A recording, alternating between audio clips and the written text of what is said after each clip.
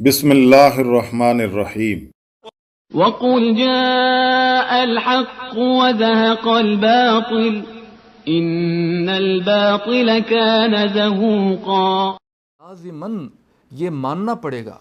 کہ عیسیٰ علیہ السلام فوت ہو چکے ہیں۔ مذاہب اور عقائد کے لیے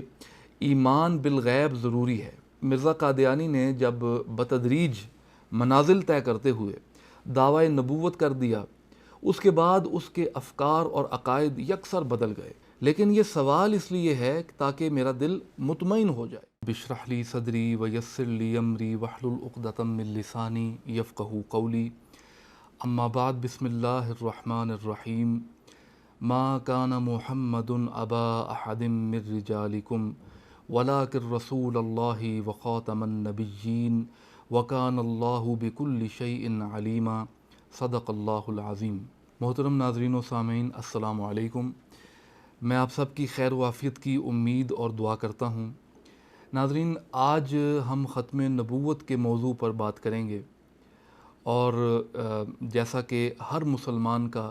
یہی پکا عقیدہ ہے بھی اور ہونا بھی چاہیے کہ ہمارے نبی کریم صلی اللہ علیہ وآلہ وسلم کے بعد کسی نبی یا پیغمبر نے نہیں آنا، اور آپ ہی خاتم النبیین ہیں۔ لیکن اس حقیقت کے اعتراف کے باوجود ناظرین، ہمیں تاریخ میں بہت سے ایسے بدبخت لوگ نظر آتے ہیں، اور کئی ایسے لوگ گزرے ہیں جنہوں نے قرآن و سنت کی تعلیمات کو پس پشت رکھ کر اپنی اپنی جھوٹی نبوتوں کا دعویٰ کر دیا۔ انہی جھوٹے مدعیان نبوت کی فہرست میں مرزا غلام احمد قادیانی کا بھی شمار ہوتا ہے۔ اس بدبخت انسان نے ناظرین قرآن و حدیث کی تعلیمات سے انحراف کرتے ہوئے اپنی جھوٹی نبوت کا دعویٰ بھی کر دیا، اور اس کو ثابت کرنے کے لیے اس نے طرح طرح کے دلائل بھی دینا شروع کر دیے۔ اب اس دور میں جو اہل علم حضرات تھے،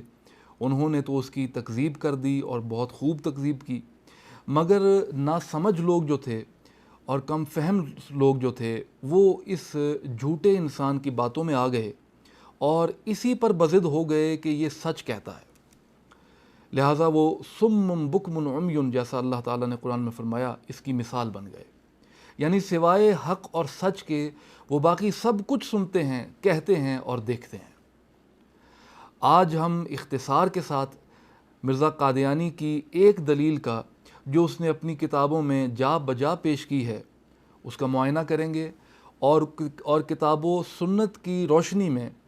حق بات کو سمجھنے کی کوشش کریں گے۔ مرزا قادیانی کی یہ دلیل حیات مسیح علیہ السلام کے حوالے سے ہے۔ ناظرین، مرزا قادیانی کی کتب کا مطالعہ کرنے سے ہمیں یہ بات معلوم ہو جاتی ہے کہ قادیانیوں کے عقیدے کے مطابق حضرت عیسیٰ علیہ السلام اپنے ظاہری جسم کے ساتھ آسمان کی طرف نہیں اٹھائے گئے، بلکہ ان کا جو اٹھایا جانا تھا یہ جسمانی نہیں، روحانی تھا۔ یعنی قادیانیوں کا یہ ماننا ہے، اور بطور دلیل وہ عقلیات اور سائنسی قوانین کا سہارا لیتے ہیں۔ اس حوالے سے نمونے کے طور پر مرزا قادیانی کی کتاب ازالہ اوہام حصہ اول اور روحانی خزائن جلد 3 میں یہ موجود ہے۔ اس کی ایک عبارت میں آپ کے سامنے پڑھ دیتا ہوں۔ یہ کتاب میرے پاس موجود ہے، کہ لکھا ہے کہ قرآن شریف 3 جگہ حضرت مسیح کا فوت ہو جانا کھلے کھلے طور پر بیان کرتا ہے، اور حضرت مسیح کی طرف سے یہ عذر پیش کرتا ہے کہ عیسائیوں نے جو انہیں اپنے زوم میں خدا بنا دیا، تو اس سے مسیح پر کوئی الزام نہیں، کیونکہ وہ اس ضلالت کے زمانے سے پہلے فوت ہو چکا تھا۔ ناظرین، یہ صرف ایک مثال میں نے آپ کے سامنے پیش کی ہے، جبکہ مرزا قادیانی نے جا بجا اپنی کتب میں عیسیٰ علیہ السلام کا فوت ہو جانا اور روحانی طریقے سے آسمان پر اٹھائے جانے کا اس نے یعنی یہ چیز ثابت کرنے کی کوشش کی ہے۔ اس غرض سے وہ عقلی دلائل بھی دیتا ہے، اور عقلی دلیل دیتے ہوئے وہ کہتا ہے کہ اگر عیسیٰ علیہ السلام کا جسمانی رفع مان لیا جائے تو یہ سراسر عقل اور فطرت کے خلاف ہے، کیونکہ وہاں پر نہ تو کسی غذا کا انتظام ہے، اور نہ دیگر اسباب زندگی موجود ہیں، لہٰذا لازماً یہ ماننا پڑے گا کہ عیسیٰ علیہ السلام فوت ہو چکے ہیں۔ اچھا، اس سے پہلے کہ مزید بات آگے بڑھائی جائے، آپ کے لیے ناظرین یہ جاننا بھی بہت ضروری ہے، اور یہ سوال شاید آپ کے ذہنوں میں آیا بھی ہو کہ آخر مرزا قادیانی عیسیٰ علیہ السلام کی وفات کس لیے ثابت کرنا چاہتا ہے۔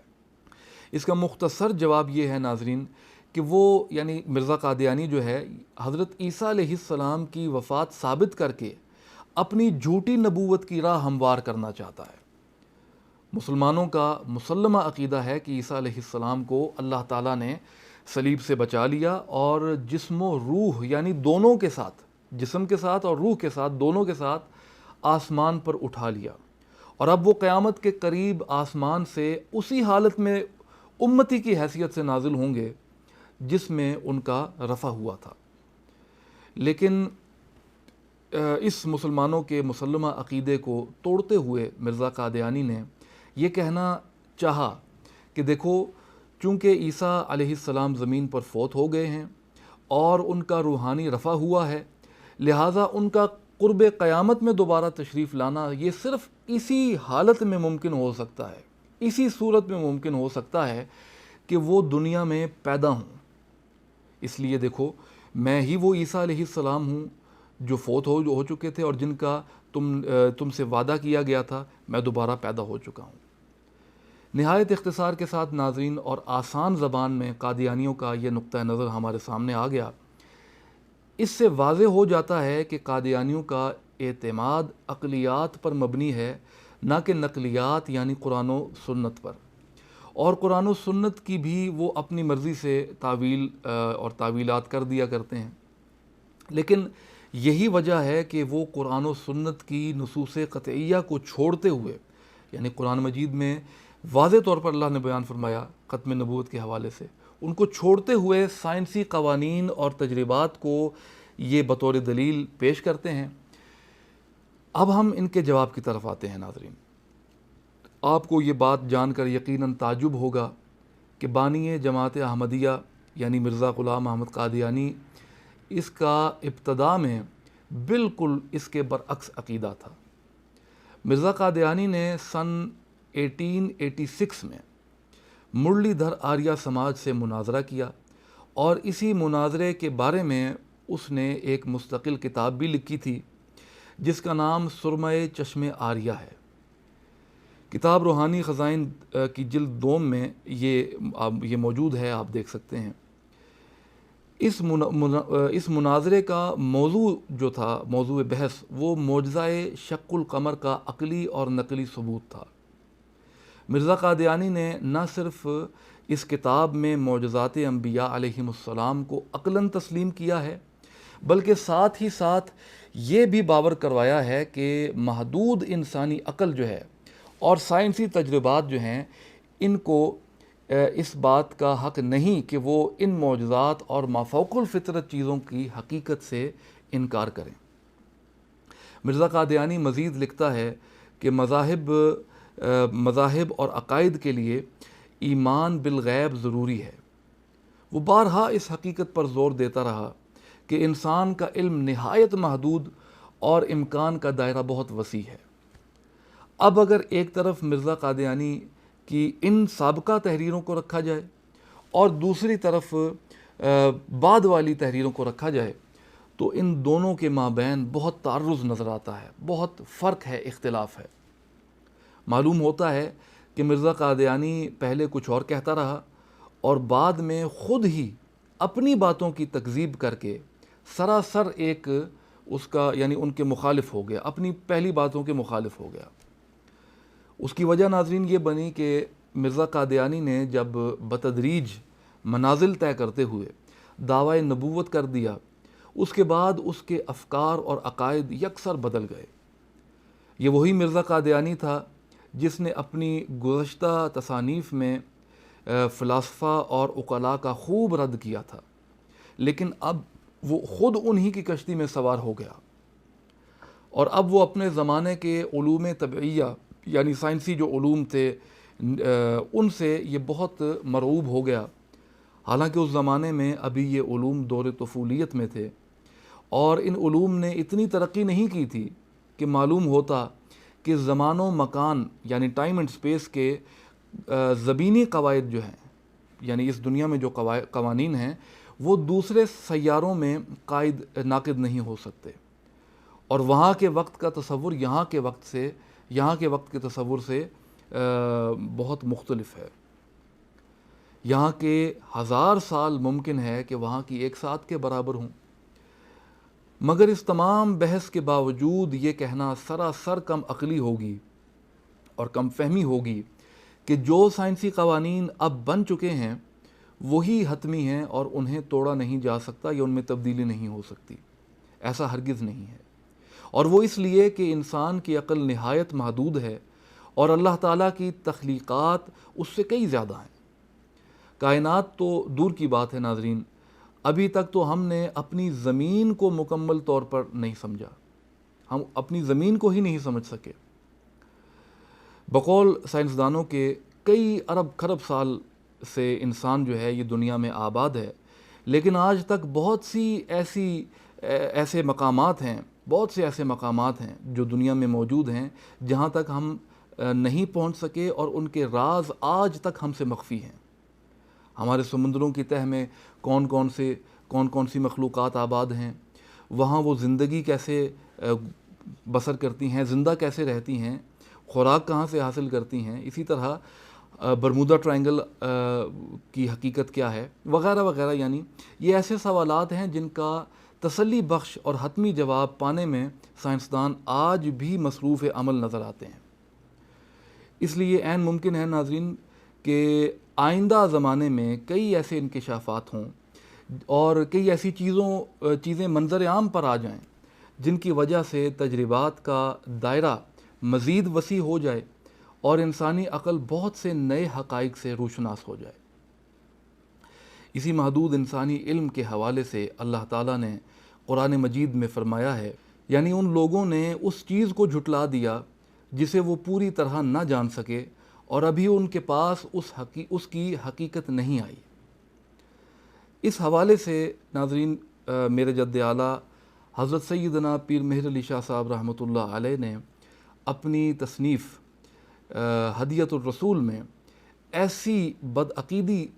ایسی بدعقیدگی رکھنے والوں کا بھرپور رد فرمایا ہے اور لکھا ہے۔ میں یہاں ان کی تحریر کا مفہوم بیان کرنا چاہوں گا کہ حضرت پیر مہر علی شاہ صاحب رحمۃ اللہ علیہ فرماتے ہیں کہ سائنسدانوں اور فلسفیوں نے قانون قدرت کو اس حیثیت سے دیکھا ہے کہ مثلاً ایک انسان کی زندگی عادی طور پر کھانے پینے کے بغیر چند دن سے زیادہ تصور نہیں کی جا سکتی، لیکن وہ اس بات سے بالکل بے خبر ہیں کہ اللہ تعالیٰ جو فعال لما یرید ہے، یعنی جو چاہتا ہے وہ کرتا ہے، وہ دنیاوی اسباب میں سے کوئی سبب ایسا پیدا فرما دے کہ عادی غذائیں اور اوقات کا جو مانوس طریقہ کار ہے وہ غیر عادی اور غیر مانوس طریقے سے بدل جائے۔ یہاں پر اصحاب کہف کا واقعہ قابل ذکر ہے۔ ناظرین اب یہ بات عادی امور کے اور سائنسی قوانین کے بھی برخلاف ہے کہ کوئی شخص بغیر کچھ کھائے پیے چند دنوں سے زیادہ زندہ رہ سکے، لیکن اصحاب کہف کے بارے میں قرآن مجید میں اللہ تعالیٰ نے یہ کھلے طور پر بیان کیا ہے کہ وہ ٹھہرے رہے، یعنی اصحاب کہف جو تھے وہ ٹھہرے رہے اپنی غار میں 309 سال تک۔ پھر دوسرا واقعہ حضرت عزیر علیہ السلام کا ملتا ہے، اور یہ سورۃ البقرہ میں مذکور ہے کہ حضرت عزیر علیہ السلام کا گزر ایک ایسی بستی پر ہوا جو بالکل تباہ و برباد ہو چکی تھی۔ وہ اس ہلاک بستی کو دیکھ کر کہنے لگے اور سوال پوچھنے لگے کہ اس ہلاکت کے بعد اللہ تعالیٰ انہیں زندہ کیسے کرے گا۔ ان کا یہ کہنا ہی تھا کہ اللہ تعالیٰ نے ان پر موت طاری کر دی اور انہیں 100 سال تک مردہ رکھا۔ پھر زندہ کرنے کے بعد اللہ تعالیٰ نے ان سے پوچھا کہ اے عزیر تو کتنی مدت یہاں ٹھہرا رہا؟ جواباً حضرت عزیر علیہ السلام نے عرض کی کہ اے میرے پروردگار میں یہاں ایک دن یا دن کا کچھ حصہ ٹھہرا ہوں گا۔ تو اللہ تعالیٰ نے یہ ارشاد فرمایا کہ نہیں، بلکہ اے عزیر تو یہاں 100 سال تک ٹھہرا رہا۔ اب ذرا دیکھو اپنے سامان کی طرف اور کھانے پینے کی طرف کہ یہ بالکل باسی نہیں ہوا، اور دیکھو اپنے گدھے کی طرف کہ ہم کس طریقے سے ہڈیوں کو جوڑتے اور گوشت پہناتے ہیں۔ یہ سب اس لیے ہے کہ ہم لوگوں کے لیے تمہیں نشانی بنائیں۔ ناظرین، یہ بات سن کر حضرت عزیر علیہ السلام جب ان پر یہ حقیقت روشن ہوئی تو عرض کی کہ میں جان گیا ہوں کہ بے شک اللہ تعالیٰ ہر چیز پر قدرت رکھتا ہے۔ حضرت پیر میر علی شاہ صاحب رحمۃ اللہ علیہ نے ناظرین یہاں ایک اور واقعہ حضرت ابراہیم علیہ السلام کے حوالے سے ذکر فرمایا ہے۔